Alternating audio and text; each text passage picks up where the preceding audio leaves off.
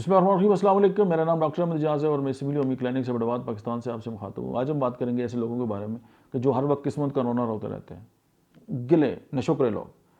जिधर बैठेंगे वो किस्मत की पटारी खोल के बैठ जाएंगे और अपने इर्द गिर्द का जो माहौल है उसका भी बेड़ा गर्क कर देंगे। पैसे उनके पास बहुत होंगे और रोते रहेंगे, बच्चे होंगे, अच्छी जॉब्स भी होंगे, वो लोगों के पास रोते इसलिए रहते हैं कि उनसे कोई पैसे ना मांग लें, उनसे कोई बेनिफिट ना उठा लें, उनकी ये हैबिट होती है। अब देखें, ये भी एक साइकोलॉजिकल इशू है।